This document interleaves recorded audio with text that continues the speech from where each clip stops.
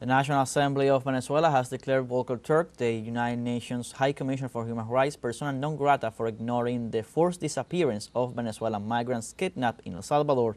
The National Assembly also demands the immediate repatriation of 18 children held by the U.S. authorities. More details with our colleague Leonardo Urretia. Parliamentarians consider the history of systematic human rights violations against Venezuelan migrants in the United States to be serious. Son delitos consumados. Entonces son 19 niños venezolanos. These are crimes that have been committed. According to our records, 18 Venezuelan children are being kidnapped, and who knows what families they are with in a rotten society like the United States society. Que quién sabe en qué familias están de una sociedad podrida como la sociedad. May God protect our children. May God protect the people of our country. May God protect the citizens who were deceived at a bad time. Dios proteja a los venezolanos que en mala hora se fueron engañados. Esto es para que el sistema de Naciones Unidas. This is so that the United Nations system Volker Turk, who speaks about human rights in Venezuela, will speak out and say something about this. They say nothing about this, just as they say nothing about the tens of thousands of women, children, and civilians who are murdered every day in the Gaza Strip by the Israeli Zionist regime. El régimen sionista israelí. Los diputados de la oposición democrática. The members of the Democratic opposition consider the violation of international law by the governments of the United States and El Salvador against Venezuelans to be unprecedented. Y han convertido a nuestros venezolanos. And they have turned our Venezuelans into tools in the concentration camp of El Salvador. Pero, estimados diputados, lo más grave es que venezolanos. And dear members of Congress, the most serious thing is that Venezuelans ask for and support all of the above while living in Venezuela. Todo lo antes mencionado viviendo en Venezuela.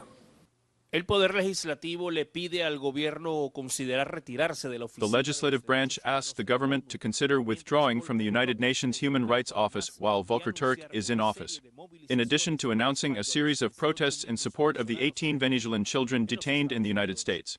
No tenemos derecho a que se nos olvide la cara de este sátrapa. We have no right to forget the face of this tyrant, Volker Turk. He is as much a murderer as those who commit the murders themselves. Quien mata como quien lo encubre. They have killed more than 80,000 people in the Gaza Strip, including 35,000 children, supposedly.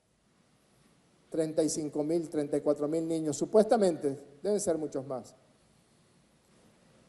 Que ha dicho, it must be many more, and this unpresentable man has said nothing. This man has committed crimes in our country. Volker Turk has committed crimes punishable in Venezuela. He is an accomplice to kidnapping. Penados en Venezuela. Es cómplice de secuestro. Acompañan la carta enviada por el presidente Nicolás Maduro al Papa. A letter was sent by the president of the country to the Pope demanding the release of the 252 Venezuelans kidnapped in El Salvador. En El Salvador. En la Cámara de Marcos da Silva, Leonardo Urrieta, Telesur, Caracas, Venezuela. And in Panama, taxes, protests, insults, and geopolitical tensions over the canal have marked the first year in office of right-wing Panamanian President José Raúl Mulino. Our colleague Rekha Chandiramani has all the details. Imposiciones, protestas, insultos y tensiones. Taxes, protests, insults, and geopolitical tensions over the canal.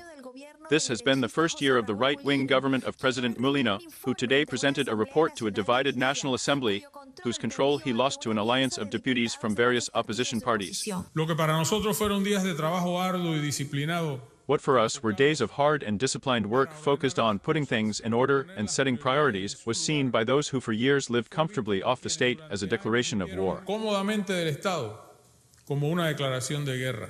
El nivel de aceptación de Mulino no pasa del 30%, según una encuesta. Mulino's approval rating does not exceed 30%, according to a poll published by a local newspaper of the country. While Mulino spoke of stability outside the legislature, teachers and workers repudiated his speech and his legacy this first year. The Panamanian people reject this government. Only 9% of the country approves of it, which means that 91% have rejected this government in less than a year, which would be a catastrophe even worse than the military dictatorship we had in the country, which still enjoyed more support than the current government.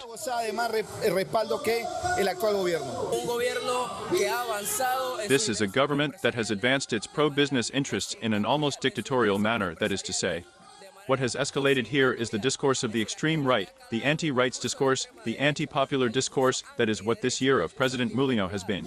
Eso es lo que ha sido este año de José Romulo. Lo que ha hecho es echarle más sal a una herida que ya era profunda. What he has done is to add salt to a wound that was already deep, widening the gaps, deepening the differences, increasing mistrust, and weakening the already fragile democratic institutions we had.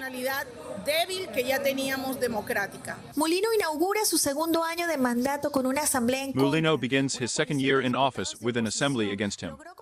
A coalition of opposition deputies secured 37 votes for Deputy George Herrera to preside over this second term, taking the head of the chamber from the ruling party, which nominated Shirley Castaneda, lawyer for former President Ricardo Martinelli, who obtained 34 votes. Para Telesur, desde Ciudad de Panamá, Reca Chandiramani. And in Colombia, the leak of audio recordings in Spanish media in which former Colombian Foreign Minister Álvaro Leiva and right-wing groups in Colombia and the United States are part of a strategy to overthrow President Gustavo Petro has sparked several reactions.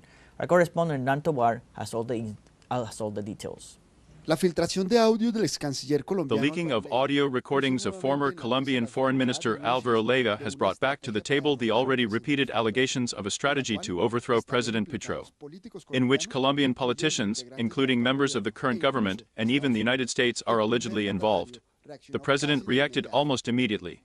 Lo que demuestra eso, todavía hay que investigar si las personas que nombra sí. What this shows is that we still need to investigate the implication of the people he names. But let's say that the plot that Álvaro Leiva is hatching is nothing more than a conspiracy with drug traffickers and the extreme right, apparently Colombian and from the United States, to overthrow the president of change in Colombia.